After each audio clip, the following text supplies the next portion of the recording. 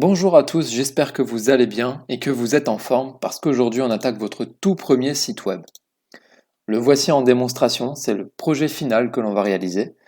Donc c'est un site web pour une agence de voyage intersidérale avec un petit menu sur le côté qui va rester fixe, du texte, des prestations sous la forme d'une colonne, une galerie d'images et enfin un formulaire de prise de contact.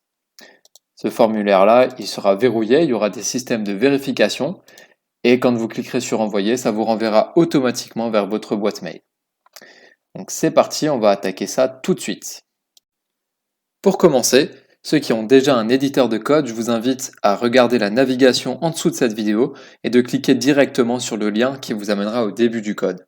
Pour les autres, on va regarder ensemble ce qu'il vous faut.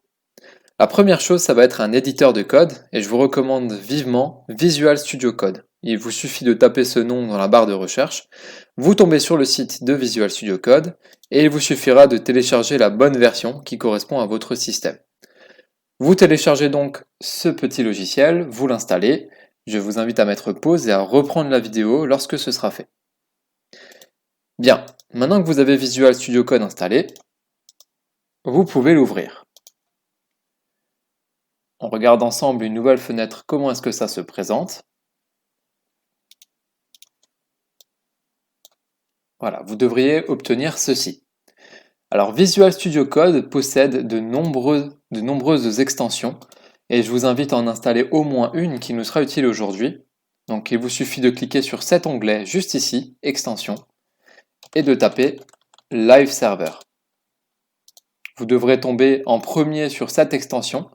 Il vous suffira de cliquer sur le bouton Installer. Chez moi, elle l'est déjà, donc je n'ai pas le bouton, mais ça se présente comme ceci. Vous cliquez sur Installer cette extension, et ensuite on pourra commencer le projet. On est maintenant prêt à commencer le projet. La première chose, on vous demande d'ouvrir un dossier qui va contenir votre projet. Donc pour ce faire, on peut aller directement sur le bureau et créer un nouveau dossier, ou alors à partir du menu comme je viens de le faire ici. On crée un dossier, je vais l'appeler Voyage étoile. C'est le nom du site web que l'on va créer. Je sélectionne le dossier et ça me permet de rentrer dedans. Bien, donc maintenant je suis dans le dossier, dans mon espace de travail, et on va commencer par créer plusieurs petites choses. La première, ça va être un dossier que l'on va appeler image. La deuxième chose, ça va être le fichier principal, celui qui va contenir notre page web, et on va l'appeler index.html. Et le troisième, ça va être style.css. Alors ces extensions, HTML et CSS, vont représenter deux langages de programmation qui sont indispensables dans le domaine du web. Pour bien comprendre ce que c'est, le HTML, ça correspondrait un petit peu à la structure de base de votre page web. Le JavaScript, c'est un autre langage qu'on ne va pas aborder dans ce tutoriel. Ça sert à tout ce qui est les fonctionnalités plutôt. Et le CSS, c'est vraiment l'enveloppe, c'est-à-dire le style que l'on va donner au site web. Donc aujourd'hui, on va utiliser le HTML, le squelette de la page web, mais aussi le CSS qui va servir au design. Et donc, pour ceci, vous avez un fichier HTML et un fichier CSS. Très bien. Pour ce qui concerne les images, je vais vous mettre en lien, en description de cette vidéo, les différents liens vers les images que j'ai utilisées au fil du tutoriel. Mais pour le moment, je les ai déjà récupérées. Donc je vais me contenter de copier-coller en fait les images tout simplement, comme ceci. Donc on aura des images avec des avions, aussi des SVG qui sont des images vectorielles. J'y reviendrai un petit peu plus tard. Pour l'instant, on ne se soucie pas de tout ça. Et on va commencer par du coup notre document HTML, c'est-à-dire le cœur ici de notre fichier. Alors, un document HTML, c'est constitué de plusieurs choses. Pour gagner du temps, vous avez un raccourci qui existe sur Visual Studio Code. Il vous suffit de cliquer sur la touche point d'exclamation, puis Entrée. Et là, vous avez la structure de base de votre document HTML qui va se créer automatiquement. La première ligne ici, ça correspond à la déclaration du type du document. Ensuite, vous avez une balise HTML qui va contenir tout le code HTML. Donc en HTML, vous avez tout le temps une balise ouvrante et une balise fermante.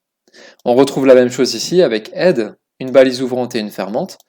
Heads va contenir plein d'informations importantes concernant votre page web, comme ici un titre, d'ailleurs on va le changer tout de suite, pour voyage étoile. Mais aussi d'autres informations importantes ici, comme l'encodage ou le viewport, la taille initiale, le rapport de taille initiale, etc. Vous pouvez avoir encore d'autres choses qui peuvent venir ici. Mais c'est pas vraiment dans cette zone-là qu'on va venir écrire du code. C'est plutôt dans cette zone-là, body.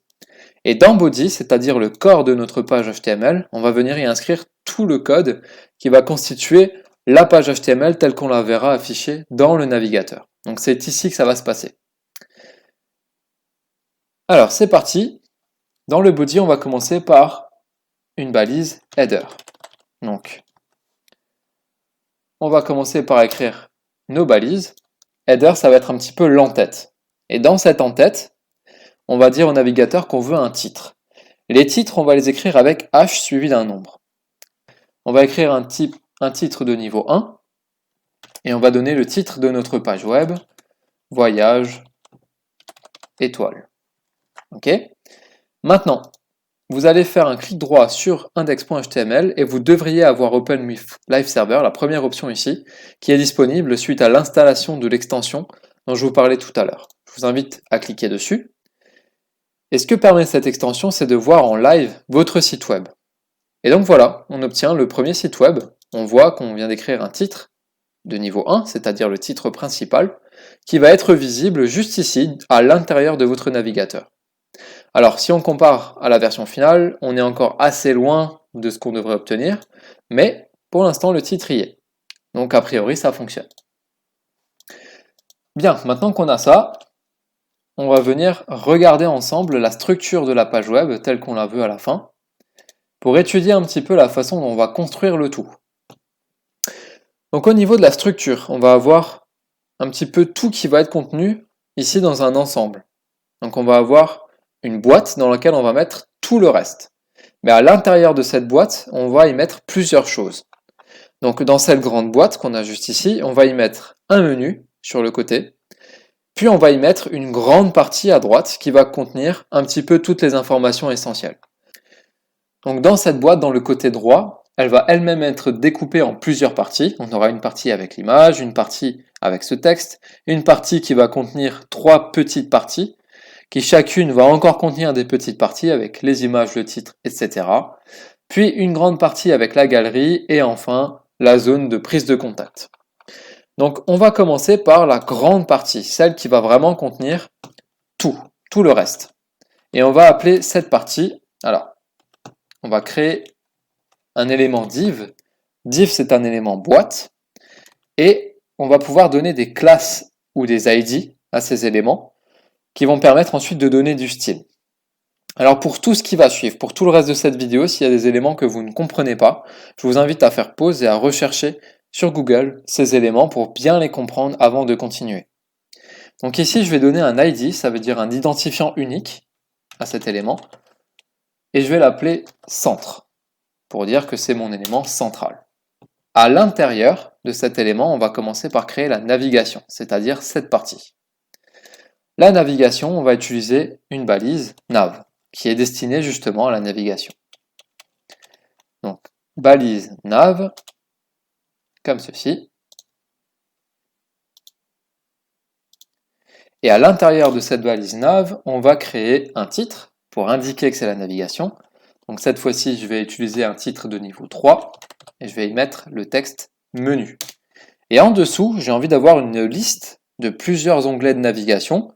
Donc je vais utiliser la balise UL qui signifie Unordered List, c'est-à-dire une liste qui n'a pas d'ordre, dans laquelle je vais placer des éléments de liste. Alors, on va utiliser les balises list comme ceci, et à l'intérieur de ces balises list, on va mettre un lien, parce qu'on veut pouvoir cliquer sur les liens des éléments de la navigation. Et les liens, on les crée à partir d'une balise A, comme ceci. La balise A, elle a nécessairement l'attribut href à l'intérieur. Href, c'est la référence vers laquelle va pointer le lien. Donc ça, on va y revenir un tout petit peu plus tard. Pour l'instant, je vais me contenter de placer le nom de mes liens à l'intérieur. Le premier lien, ça va être accueil. Ok. Je vais ensuite copier-coller cette ligne-là pour en créer plusieurs semblables. On va en avoir 4 en tout.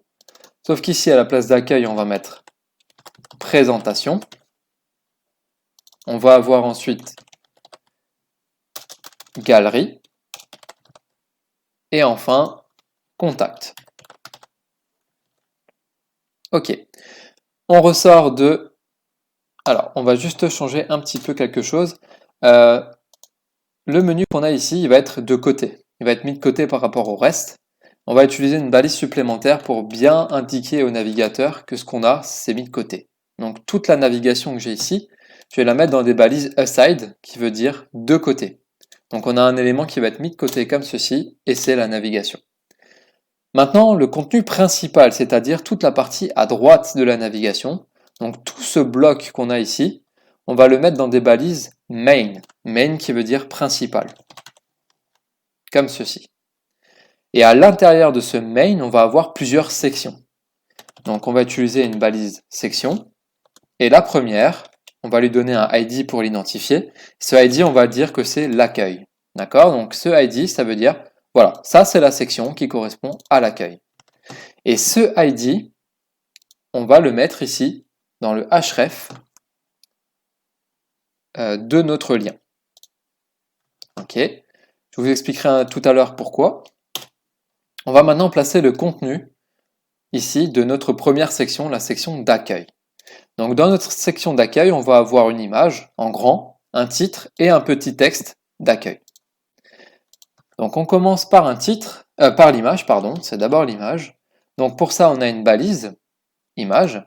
Alors petit aparté, si vous voulez écrire plus vite pour avoir la plupart des balises qu'on utilise, par exemple image, il vous suffit d'écrire IMG et ensuite vous appuyez sur la touche tabulation, comme ceci, et ça vous écrit directement la balise qui correspond. La balise image, elle n'a pas de balise fermante. Ça fait partie des quelques balises particulières qui n'ont pas de balise fermante. Puisqu'on pourrait s'attendre à avoir quelque chose comme ceci. Oups. Comme ceci. Mais la balise image n'en a pas besoin. Pour la balise image, il y a deux attributs. Vous avez l'attribut source, qui va permettre d'y indiquer le lien de l'image qu'on veut afficher. Mais aussi la balise alt, qui va permettre d'afficher un texte de remplacement si jamais l'image n'a pas pu être trouvée. Donc, on va écrire déjà le texte de remplacement et on va mettre... qu'est-ce qu'on va mettre? On va mettre voyage éclair, voyage étoile, pardon, banner. Ensuite, la source, je vais venir récupérer une des images. Donc, pour récupérer l'image qui va être placée dans le dossier image ici, je vais devoir taper un point pour dire que je suis dans le même dossier, slash pour dire que je veux accéder à quelque chose, et là il vous met les suggestions, donc nous ça va être dans le dossier images, et là il vous met toutes les images qui sont à disposition dans votre dossier. Évidemment vous pouvez récupérer vos propres images et mettre vos propres images à la place de ce que je vais mettre là, ou alors récupérer les mêmes que moi, comme dit les liens vont être en description. Pour le moment je vais utiliser l'image qui s'appelle vaisseau.jpg. Alors, je vais juste récupérer le ID qu'il y a ici, voilà, comme ceci, on ne veut qu'une seule image. Ok, très bien. Je vais enregistrer et je vais regarder qu'est-ce que ça donne sur notre site. Alors, si on regarde, on a toujours notre titre, on a ici le menu avec une liste, comme on l'a vu. On va avoir l'image qui est ici très très grande puisqu'elle dépasse de la taille de mon écran. Et pour l'instant, c'est tout ce qu'on a, donc ça correspond bien à ce qu'on veut. Et ici, vous avez des liens. Quand vous passez la souris par-dessus, vous avez la main qui apparaît. En cliquant dessus, a priori, ça veut vous renvoyer ailleurs. Donc ça, il va falloir qu'on le corrige tout à l'heure.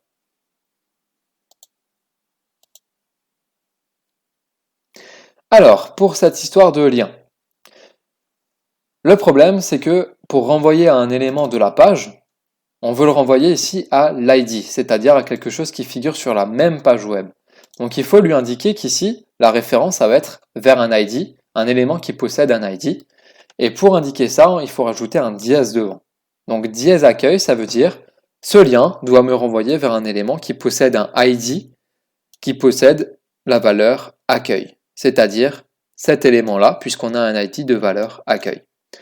Donc si on enregistre et qu'on recommence, on regarde à nouveau ce qu'on a ici. En cliquant sur accueil, vous voyez que ça vous envoie directement au début de l'image accueil, puisque c'est cette image-là qui possède le ID accueil. Bien, en dessous de l'image, on a besoin maintenant d'avoir un titre. Donc on va utiliser un titre de niveau 2, puisque le titre de niveau 1, on l'avait déjà utilisé ici pour Voyage d'étoiles. Donc le titre de niveau 2, on va mettre Let's Go. Et en dessous, on va utiliser un paragraphe, c'est simplement un tag P. Donc vous êtes libre de mettre le texte que vous voulez. Moi, je vais me contenter de copier-coller celui que j'avais. On va mettre un deuxième paragraphe en dessous pour séparer un petit peu le texte. Comme ceci. Voilà. Alors, l'objectif est simple. Je veux rajouter ici deux mots, un passage de texte que je veux en gras. Il y a deux solutions possibles pour ça. La première, ça va être de passer par du HTML, c'est ce que l'on va faire ensemble. Pourquoi passer par du HTML? Eh bien, tout simplement pour utiliser des balises qui vont indiquer que c'est du texte en gras. Et de cette façon, le navigateur web va comprendre que c'est du texte important. Vous pouvez aussi le faire avec du CSS, c'est-à-dire en lui mettant un style particulier, mais à ce moment-là, le navigateur ne comprendra pas qu'il s'agit d'un texte important. Donc les deux options sont possibles. Tout simplement, pour mettre un texte en gras, il faut l'encercler des balises strong. Donc ici, en gras, je veux ajouter le texte « Profitez de votre séjour ». On regarde ce que ça donne. Vous avez ici le texte « Profitez de votre séjour » qui apparaît en gras. Pour la première section, c'est terminé. On va rajouter encore une dernière chose ici. Si on regarde le modèle final, vous avez une ligne de séparation entre les sections. Et donc on va rajouter cette ligne en utilisant un élément qui n'a pas trop de représentation, mais qui est en ligne. Il ne correspond pas à une boîte, c'est vraiment un élément linéaire. Et cet élément, il s'appelle span. Donc on va juste l'écrire comme ceci. On a créé la première section et je suis en train de me rendre compte qu'on a perdu notre balise ouvrante de la section. Voilà. Ok. Donc là, vous avez la première section avec l'image, plus le titre, plus le texte.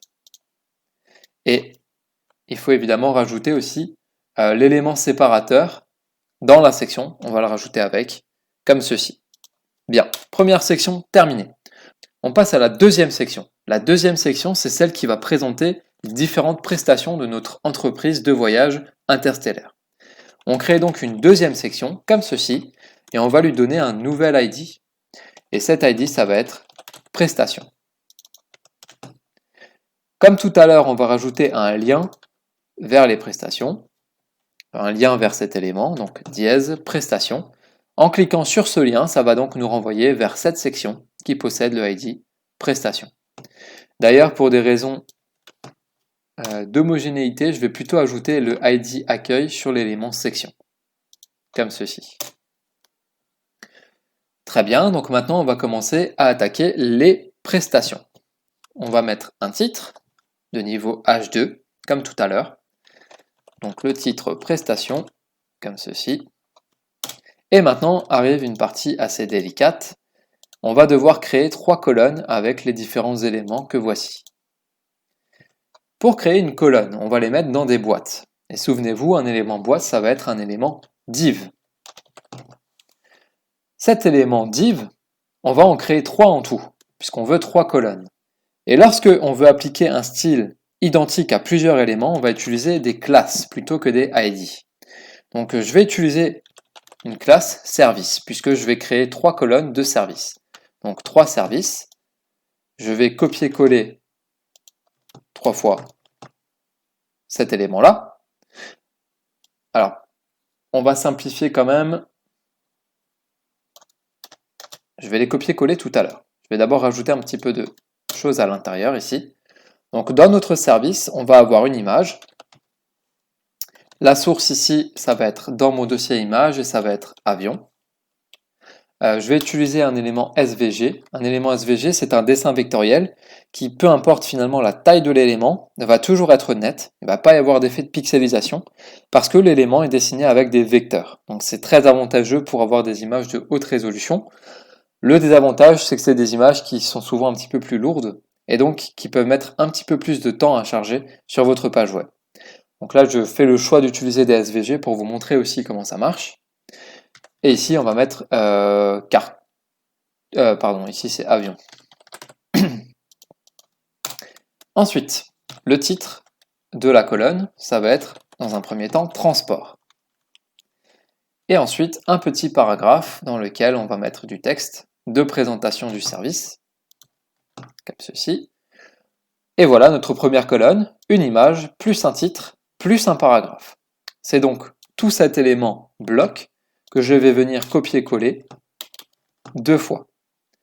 Dans le deuxième service que voici, je vais changer l'image. Cette fois-ci, ce n'est pas l'image avion que je vais utiliser, mais c'est l'image carte, toujours en SVG. Je vais changer ici le titre pour utiliser visite et je vais changer le texte du paragraphe de description comme ceci. Idem pour le troisième service, on va venir changer l'image et on va mettre cette fois-ci l'image parasol. Parasol et le texte, on va également le changer. Alors, je vais changer ça et ici, on va mettre le titre plaisir. On regarde ce que ça donne. Donc l'image pour l'instant elle est immense, c'est normal, ne vous inquiétez pas. Et par contre les colonnes qu'on vient de créer, si vous regardez bien, elles sont placées les unes en dessous des autres. Et nous ce qu'on aimerait c'est les avoir les unes à côté des autres. On va utiliser du CSS pour mettre tout ça en forme. Pour l'instant je vous rappelle qu'on fait juste le squelette du site web. Donc pas d'inquiétude, c'est tout à fait normal que l'on ait ça pour l'instant. Il nous reste une dernière chose dans notre section à rajouter. Souvenez-vous, on veut un trait de séparation en dessous, et pour ça on utilise l'élément span. Et pour l'instant, on est bon pour cette section. On va donc attaquer la suivante. Et la suivante, c'est la section galerie. Elle va être assez rapide, celle-ci. Donc, une nouvelle section avec ID égale galerie. On va venir mettre le lien qui va ramener vers cet élément-là, vers cette section. Hashtag dièse galerie ici. Et on va venir placer un titre de niveau 2, comme d'habitude, avec le texte galerie, ainsi que plusieurs images. Alors, les images, on va en mettre 4 les unes à côté des autres. Donc, je vais copier-coller cet élément pour en avoir 4 en tout. Et je vais mettre plusieurs images. Donc, ce sont des images fantastiques que j'ai récupérées en ligne, la plupart sur Pixabay. Il y a une image de papillon. On va mettre le texte alternatif, papillon. On a également une image de ballon. Je vais mettre tout ça d'abord. Une image ensuite des Maldives. Et une image de couple. Donc ballon. Ici on va mettre plage. Et enfin couple. Comme chaque section, on n'oublie pas le span à la fin. Oups. Et voilà, la section galerie est déjà terminée. On va vérifier qu'on a bien les images qui s'affichent. Donc on a nos 4 images qui sont juste ici. C'est parfait. On continue, il ne nous reste plus qu'une dernière section. C'est sans doute la plus complexe, puisqu'elle contient le formulaire de contact. On va mettre un ID contact, le lien, juste ici. Et maintenant, on attaque cette section-là. Comme d'habitude, un titre de niveau 2. On va mettre comme titre, on y va. Un paragraphe. Il y a de nouveau une balise strong à l'intérieur. On va mettre un petit peu de texte en gras. Voilà, je vais me contenter de copier-coller ce que j'ai écrit sur le site web. Donc vous avez le mot gratuit qui va être en gras. Et bien la partie la plus compliquée, c'est-à-dire le formulaire de contact. Alors comment faire un formulaire de contact en HTML?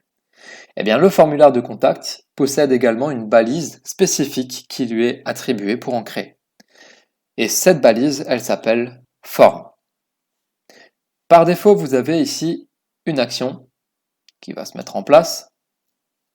Eh bien cette action, on va lui dire que on veut envoyer un mail, mail to, deux points, et là, vous pouvez mettre l'adresse mail de votre agence, ou votre adresse mail personnalisée. Moi, je vais mettre exemple.com. Donc, au moment d'envoyer le formulaire de contact, ça va envoyer un mail à cette adresse précise. C'est à ça que sert ce morceau de code. On va ajouter encore deux petites choses. On va ajouter une méthode post, ça veut dire qu'on veut envoyer quelque chose, on veut envoyer des données, et envoyer également, rajouter également ce petit morceau-là qui indique le type d'encryptage pour indiquer que ce qu'on envoie c'est vraiment du texte et que ça doit être interprété comme du texte et pas comme des données, du code ou autre. Ok, maintenant à l'intérieur de ce formulaire de contact, il va falloir insérer plusieurs choses. On va regarder de nouveau le modèle, il est juste ici. Dans notre modèle, on veut avoir un texte qui va expliquer ce que l'on veut, puis ici, une boîte dans laquelle on va pouvoir écrire des choses. D'accord? Donc là, on va pouvoir écrire tout ça, et à la fin, un bouton qui va permettre d'envoyer toutes ces informations.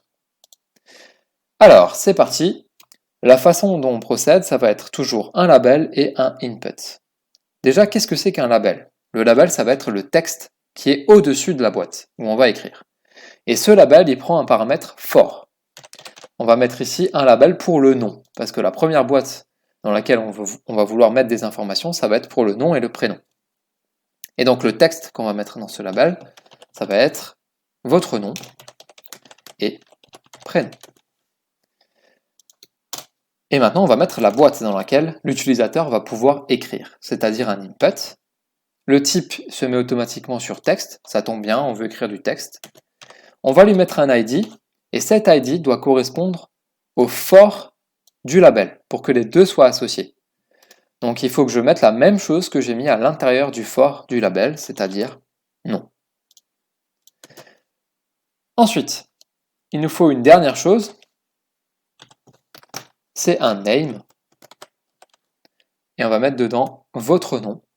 Ça va permettre, vous allez voir tout à l'heure, d'écrire quelque chose devant la valeur qui sera inscrite à l'intérieur de cette boîte.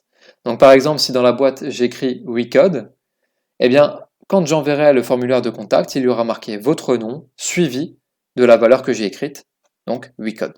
Ça permettra de revoir un petit peu à quoi correspondait chaque valeur inscrite dans le formulaire. Donc c'est important de le préciser ici. Ça ne s'affichera pas sur la page web, par contre, ce sera uniquement dans le formulaire. Une dernière chose qu'on rajoute ici, c'est required. C'est simplement pour dire que c'est obligatoire. En gros, on ne peut pas envoyer le formulaire tant que ce champ n'est pas rempli. Et voilà, on a notre première boîte ici. On va regarder ensemble ce que ça donne. Donc tout en bas, on a ici le label, juste ici, avec la boîte pour écrire. Alors regardez voir, si on clique sur le label, ça met automatiquement en brillance le champ dans lequel on doit écrire. Donc le fait d'avoir lié le label avec for et le ID ici de l'input, ça va permettre de faire en sorte que ce label corresponde à cet input. Et on le voit en cliquant sur ce label, c'est cet input-là qui se met en valeur pour dire coucou, c'est moi qui suis associé à ce champ-là. Ok, donc pour l'instant on n'a pas les autres champs et on n'a pas non plus le bouton qui va permettre d'envoyer tout ça, mais on va répéter finalement le même schéma. Donc on commence par un label, cette fois-ci ça va être pour l'email. Donc en texte on met votre email, comme ceci, et on rajoute en dessous un input. Et cette fois-ci le type ça ne va pas être du texte, mais ça va être un email. Le HTML possède plusieurs façons de vérifier le format d'un champ, et si vous mettez email ici, vous avez des vérifications qui vont se faire automatiquement pour savoir si ce qui a été rentré correspond effectivement à une adresse mail ou pas. Si ça ne correspond pas à une adresse mail, vous ne pourrez pas valider le champ en question. Donc je rappelle, le ID doit correspondre au for ici pour être associé. On va mettre email, comme ceci. Un name, ça c'est pour vous, pour lorsque vous recevrez le formulaire. Donc, votre email, voilà. Et on va aussi mettre required, ça va être obligatoire. On continue, on rajoute un label, cette fois-ci ça va être pour la date de départ. Pardon, c'est pour le lieu, donc votre lieu de résidence, c'est de là où vous souhaitez partir, avec un input en dessous, qui va être... pardon, c'est pas le type ça va être du texte, mais c'est plutôt le ID qui doit être égal à départ, comme ceci. Name, on va mettre votre lieu de départ, voilà. Toujours required, c'est toujours obligatoire. Ok. Je vais faire un copier-coller puisque le suivant ne va pas beaucoup changer. Ça va être cette fois-ci la destination, là où on souhaite aller. Donc il faut changer à ce niveau-là et le ID également. Donc cette fois-ci, on va mettre le texte comme étant la destination souhaitée. Voilà. Le name ici, on va le changer. Votre destination souhaitée. Et je crois qu'on est bon. Il nous reste encore un label à mettre. Cette fois-ci, ça va être pour la durée. Durée du séjour en nombre de nuits avec le input. Et on va mettre un nouveau type qu'on n'a pas encore utilisé, ça va être le type number. Donc là, on sait qu'on veut rajouter un chiffre à l'intérieur du champ. Et pour les champs de type number, on va pouvoir mettre une valeur minimale à 0. On ne veut pas avoir un chiffre négatif pour le nombre de nuits, c'est pas possible. Et maximum, on va mettre ce que vous voulez. Vous pouvez mettre 365 pour toute une année, vous pouvez mettre 100 nuits par exemple. Moi je vais mettre 100. Et il nous manque encore le ID qu'on n'a pas mis au début, ça ne change rien. Donc le ID de durée, comme ceci. Le name, je vais me contenter de copier ce qui est ici. Voilà, et encore une fois, required, c'est toujours obligatoire. Bien, on a tous les champs qui ont été renseignés ici. Maintenant, il manque le bouton qu'on va pouvoir cliquer pour envoyer tout ça. Eh bien, on va mettre un bouton avec une balise button. On va rajouter un type qui va être submit. Submit qui veut dire envoyer en anglais. Si ce bouton est à l'intérieur du formulaire, il sera automatiquement associé au fait que, au clic sur ce bouton, vous puissiez envoyer tout le formulaire dans lequel il est. À l'intérieur, on va mettre le texte, envoyer, et on va juste rajouter un petit paragraphe en dessous qui va indiquer à la personne qu'elle va être redirigée vers sa boîte de messagerie au moment d'envoi du mail. Ok, je crois qu'on a fini la partie principale du site web. Il nous reste une dernière chose, si on regarde le modèle, c'est cette partie qui est en bas. Et cette partie-là, ça va être ce qu'on appelle un footer, c'est tout en bas. Donc finalement, pour l'intérieur du body qu'on a ici, on va avoir une partie d'en-tête, un header, on va avoir ici une partie principale au centre, avec un petit peu tous nos éléments, et on va avoir également une partie tout en bas, qu'on va appeler footer. C'est ce qui est en pied de page finalement. Et à l'intérieur, on va mettre un paragraphe, et on va mettre projet 2020. Vous pouvez mettre ce que vous voulez, c'est ce que vous voulez. C'est libre de droit, c'est voilà. Pour mettre le symbole copyright, c'est comme ceci. Je vais mettre mon nom. Alors je vais juste mettre tout au pluriel, ce sera quand même mieux. Voilà, voyage étoile, comme ceci. Ok. Et là, on a l'ensemble du squelette HTML de notre page web. On a absolument tout ce qu'il nous faut, tous les éléments sont là. La seule chose qui manque, c'est du style. On s'attaque maintenant au style de notre page web. Je vous invite donc à venir sur le fichier style.css, juste ici, et on va commencer par écrire quelques petites choses. Alors sur le principe, le CSS ça s'écrit toujours avec un sélecteur, c'est-à-dire quelque chose qui va permettre de cibler un élément de la page web, et ensuite, entre des crochets comme ceci, on va écrire le style que l'on veut appliquer à cet élément. Vous avez un sélecteur universel qui permet de sélectionner tous les éléments, c'est l'étoile. Et on va commencer par ça, donc étoile crochet, et entre ces crochets, on va écrire un certain nombre de styles. Il faut savoir que par défaut, les éléments HTML possèdent un style, c'est-à-dire une certaine marge, un certain padding également, et on va venir modifier tout ça pour que tout se remette à zéro. Donc on va commencer par écrire margin, 0, padding, 0, et une dernière chose, un dernier reset, le box sizing, on va mettre border box. Alors en quelques mots, qu'est-ce que c'est que le box sizing? Ça va être la façon dont va être dimensionné les éléments. Par exemple, si un élément, vous lui dites je veux que tu fasses 200 pixels de large, si vous ne mettez pas ça, il va considérer que l'élément en lui-même fait 200 pixels, mais si vous rajoutez une marge de 30 pixels, il va rajouter en plus 30 pixels à votre élément.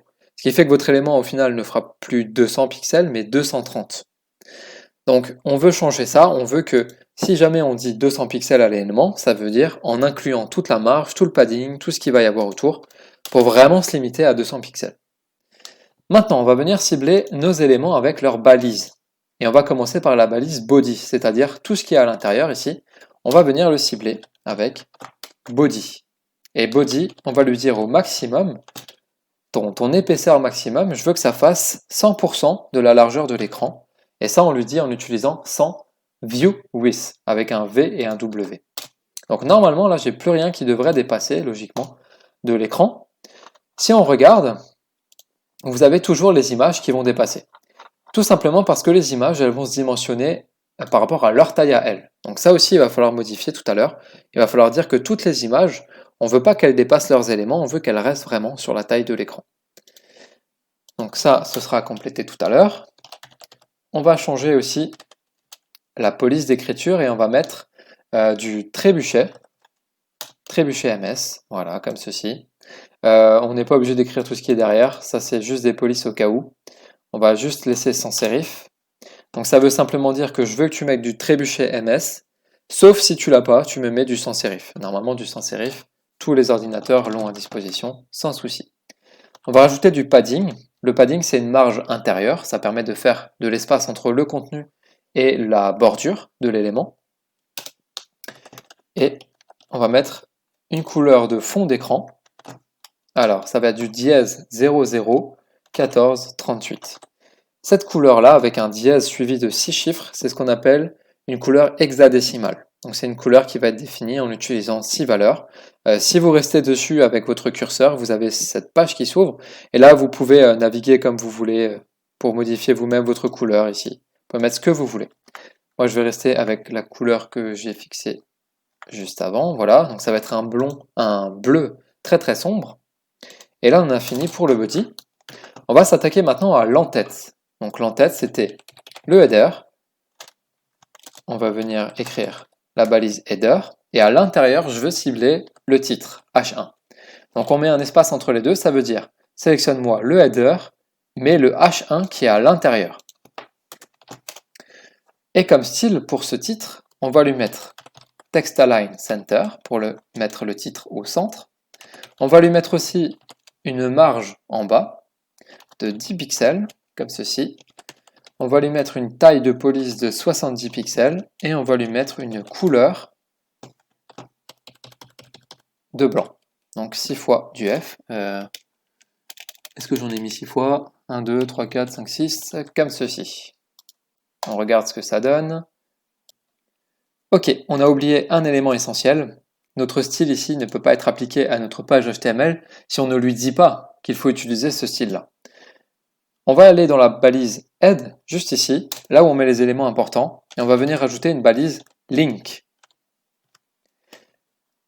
Il faut rajouter l'attribut rel pour relation, et lui dire que c'est une feuille de style, style sheet en anglais, et là il faut lui mettre le lien qui pointe vers la feuille de style, donc style.css. Voilà.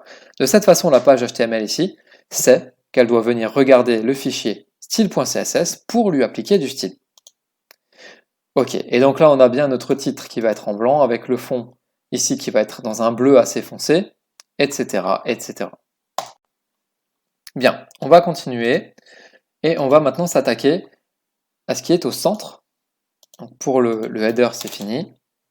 Pour mettre des commentaires, il vous suffit de faire soit CTRL plus la touche de point, soit vous écrivez directement /étoile pour mettre des commentaires ici en CSS. Alors, on va venir cibler cette fois-ci la barre de navigation. On va commencer par ça. Barre de navigation, donc c'est celle qui est de côté.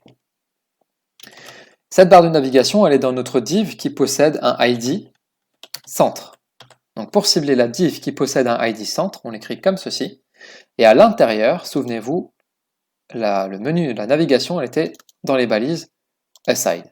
Donc on met espace aside pour cibler la balise aside à l'intérieur de cette div.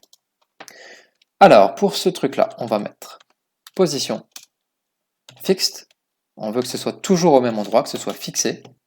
On va mettre une width de 12%, c'est-à-dire l'épaisseur de 12% de la totalité du parent. Background color, on va mettre du blanc, comme ceci.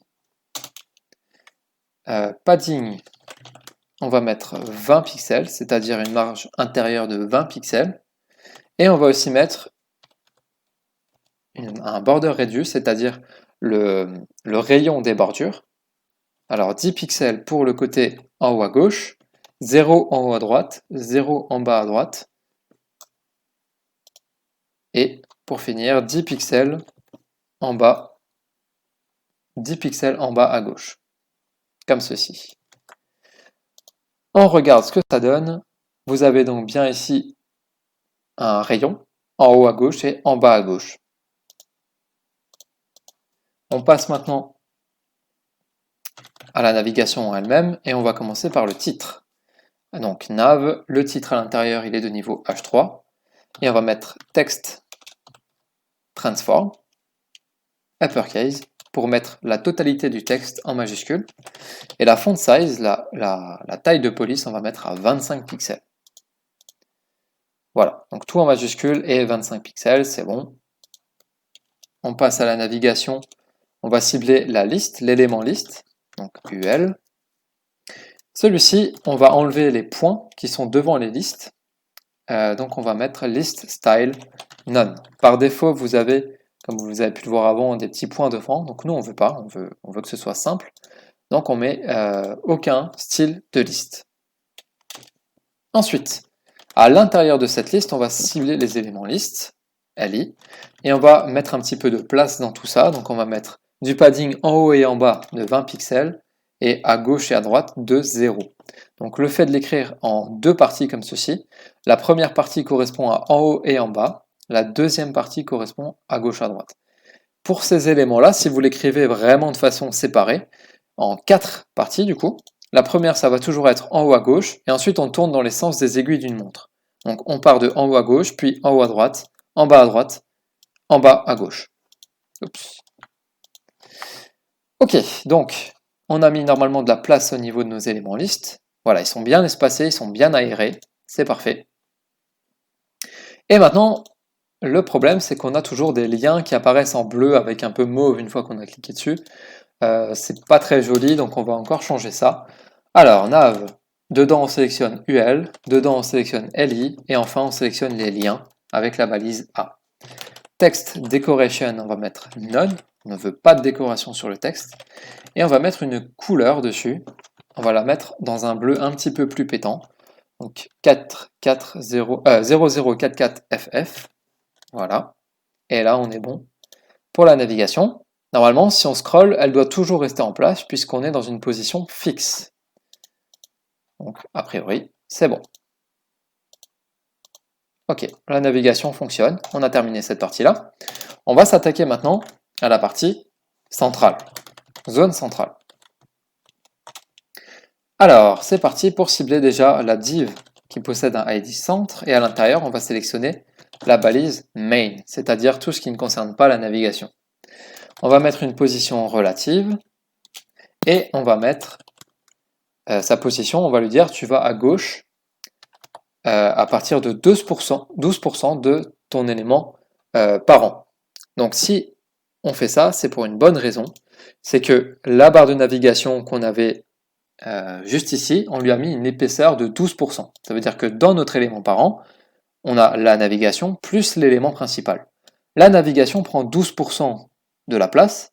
Du coup, j'ai envie que mon élément principal se mette seulement à 12% à partir de la gauche de l'élément parent, pour laisser la place à la navigation. On continue. je vais maintenant venir sélectionner tous les éléments span. Alors, je vais juste vous montrer quand même avant ce que ça donne. Voilà, donc au niveau du placement de l'élément principal, l'élément main, vous avez vu qu'ici, il y a 12% de l'élément parent. Et bien mon élément main vient se placer seulement à 12% ici de l'élément parent. Donc, ça permet de ne pas chevaucher l'élément navigation. Pour les éléments span, je vous rappelle que c'est ce qui nous permettait de séparer nos différentes sections. On va mettre un display bloc. Alors bloc pour que ça prenne toute la largeur possible de l'élément parent. Donc ça s'étale sur toute la largeur. Ensuite, on va mettre une bordure inférieure. On va lui dire que cette bordure, elle fait 2 pixels de haut, qu'elle est solide, c'est-à-dire continue. Et on va lui mettre la même couleur, finalement, que le fond d'écran qu'on a mis sur l'élément principal. On va lui dire que en largeur, tu t'étales sur toute la largeur, mais tu vas occuper que 50% de cette largeur totale. En hauteur, on va lui dire 1 pixel. Alors, à ne pas confondre, en réalité, notre bordure ici, ça va être 2 pixels de haut, mais il faut mettre quand même une hauteur, puisqu'on a un bloc. Et notre bloc doit être toujours défini par une largeur et une hauteur. Donc là, je mets 1 pixel parce que je suis obligé de mettre une hauteur, mais vous pouvez mettre d'autres valeurs si vous le souhaitez. Là, je vais juste mettre le minimum possible, puisque finalement, ma hauteur, va être définie par la taille de cette bordure. Ensuite, une petite marge pour séparer tout ça. Donc en haut et en bas, on va mettre 60 pixels et à gauche à droite, auto. Le fait de mettre auto, ça va répartir automatiquement l'espace disponible. Donc finalement, on va avoir la moitié de l'espace disponible à gauche et l'autre moitié à droite. Donc le fait de placer auto comme ceci, ça va permettre de centrer automatiquement notre élément span. On regarde, est-ce qu'on le voit? Alors du bleu sur du bleu, ça va pas aller. Il va falloir qu'on rajoute à nos sections un background blanc. Donc on va le faire tout de suite. Section, on va mettre background color et on va mettre du blanc, comme ceci. Ok, donc toutes nos sections ont du blanc et nos éléments sont juste ici. Donc on va continuer le style des sections. Et pour cela, on va venir ici rajouter plusieurs petites choses. La première, ça va être un padding. Donc on va rajouter du padding en haut et en bas de 10 pixels, à gauche à droite de 30 pixels, donc c'est la marge intérieure.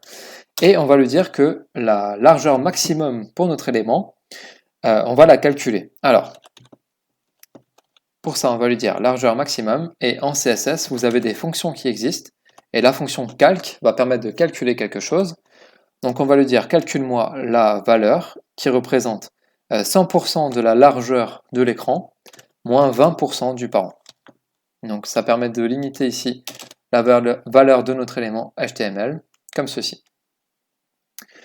Ensuite, on va s'attaquer à tous les titres de niveau 2, donc tous les H2, et on va dire que tous les H2, ils ont une taille de 50 pixels.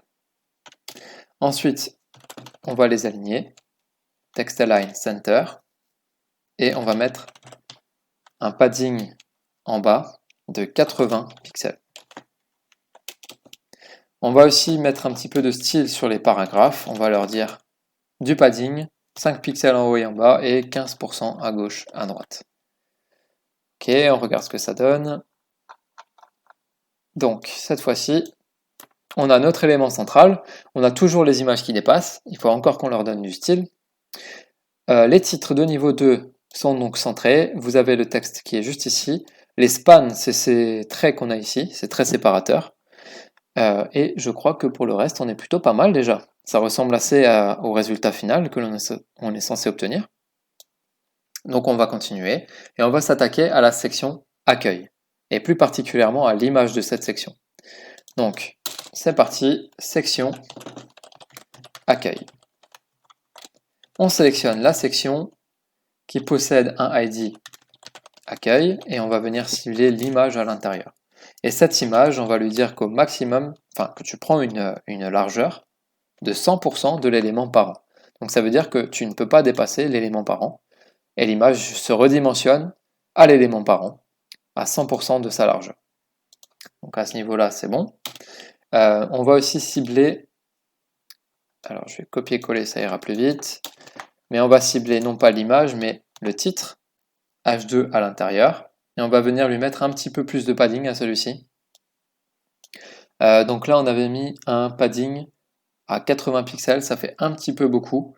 Donc ce que l'on va faire, c'est 30 pixels en haut et en bas, et 0 à droite à gauche. Voilà, un petit peu plus collé. Pour la section accueil, c'est bon. On passe à la section prestations. Et maintenant, on doit s'attaquer aux 3 colonnes. Souvenez-vous, dans la version finale, on a ici la section prestations composée de ces 3 colonnes. Pour l'instant, notre section prestations, elle est composée de 3 colonnes, mais qui sont les unes au-dessus des autres. Donc finalement, on n'a pas vraiment le résultat attendu. On va venir sélectionner cette section avec un ID prestation, et on va sélectionner les divs à l'intérieur. Je vous rappelle que chacune de nos divs représentait une colonne. Et je vous rappelle aussi qu'on avait mis une classe sur chacune d'entre elles, la classe service. Donc que l'on écrive ça comme ça, ou que l'on écrive point pour sélectionner une classe service, comme ceci, c'est pareil. Normalement, ça revient à la même chose.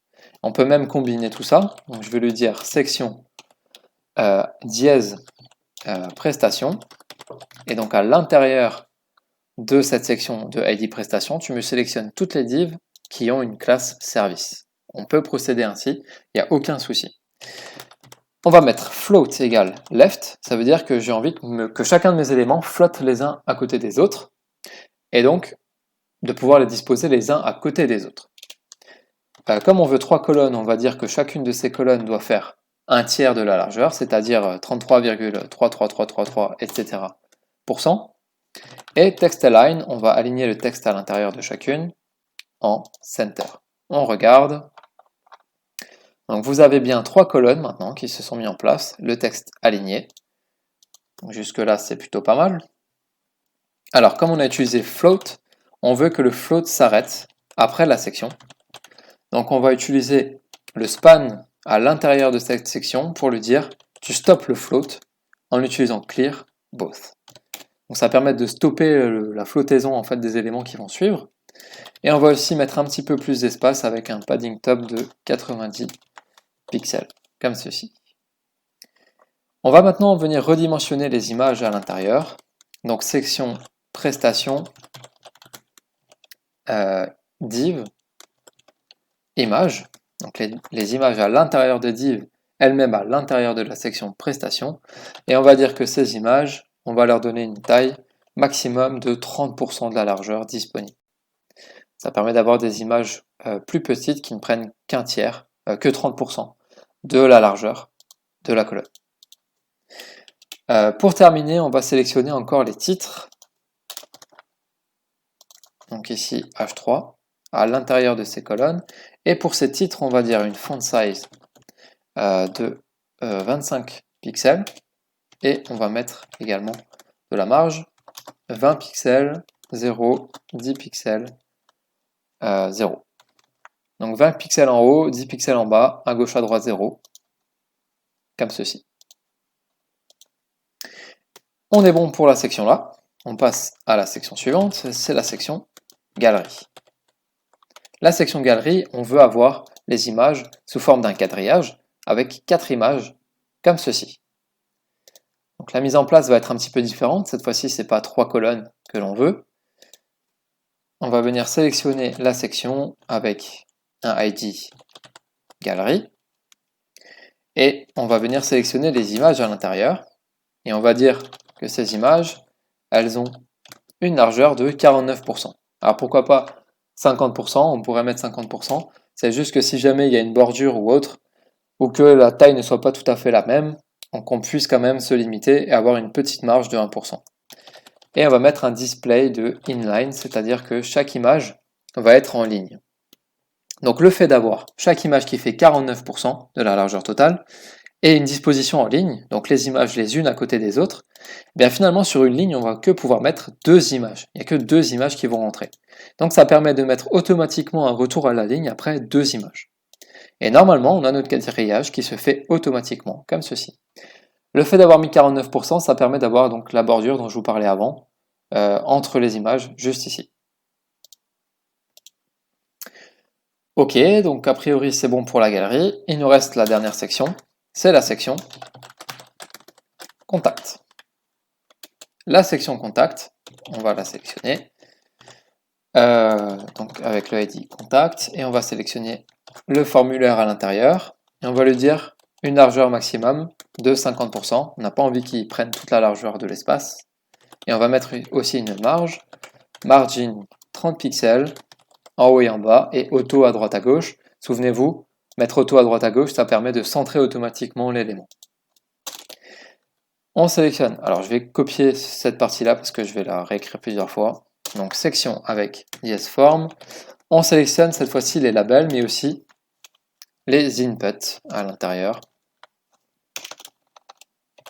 Alors on peut mettre plusieurs sélecteurs les uns à la suite des autres, en les séparant d'une virgule, tout simplement. Donc pour les labels et pour les inputs, on va dire display block. Donc ils vont s'étaler sur toute la largeur possible. Et on va leur dire aussi que leur largeur fait 100% de l'espace disponible. Donc là, on les a bien les uns en dessous des autres grâce à display block, et en même temps ils vont s'étaler sur 100% de l'espace disponible en utilisant width égale 100%. On sélectionne encore la même chose, mais cette fois-ci juste les inputs. Pour les inputs, on va mettre une petite marge en dessous, margin bottom, 10 pixels, ça permet d'aérer un petit peu le tout. Ensuite, on va sélectionner le paragraphe qui est à l'intérieur. On va mettre un padding de 0 pour celui-ci. Ah, on a oublié encore quelque chose, c'est le bouton. Donc section Yes Contact. On va mettre un petit peu de style sur notre bouton. On le sélectionne comme ceci. Lui aussi, on veut qu'il soit seul sur sa ligne, donc on va mettre Display Block. On va mettre des marges en haut et en bas de 20 pixels et on va le centrer automatiquement, donc auto. Un petit peu de padding, ça c'est l'espace entre le texte et le bord du bouton, donc la marge intérieure. 5 pixels en haut et en bas et un petit peu plus sur les côtés. 20 pixels à gauche à droite. On va mettre une taille de police de 16 pixels. On va mettre une font family. Alors ça, il faut le savoir, les boutons, par défaut, n'héritent pas de la police d'écriture qu'on fixe dans l'élément body.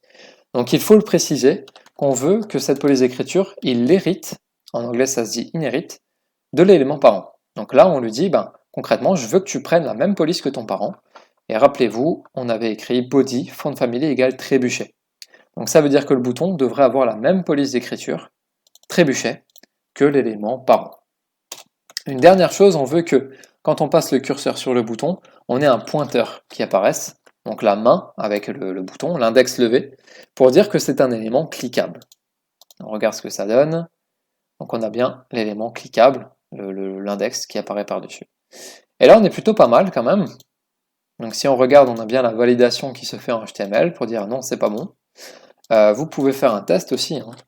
Par exemple, si là j'écris autre chose qui n'est pas ici une adresse mail, si on essaye d'envoyer, vous allez avoir un message d'erreur qui vous dit non, ça ne correspond pas à une adresse mail, c'est pas bon. Donc là, on est plutôt pas mal. Il reste encore une dernière partie, c'est-à-dire le pied de page, le footer. C'est parti. Le footer qui est ici. Couleur, on va le mettre. Il faut d'abord que je mette le sélecteur. Footer, voilà. Donc color en blanc. Donc dièse. Voilà. On met du blanc. On met text align center. Et pour finir, un petit peu de padding, un petit peu d'espace autour de tout ça. 20 pixels. On regarde le résultat. On est plutôt pas mal. Au niveau du résultat final, on est plutôt pas mal. Ça ressemble plutôt bien à ce qu'on est censé obtenir. Ah, il y a quand même un petit peu plus d'espace à ce niveau-là. Donc au niveau du titre, le premier, il faut quand même qu'on rajoute de l'espace.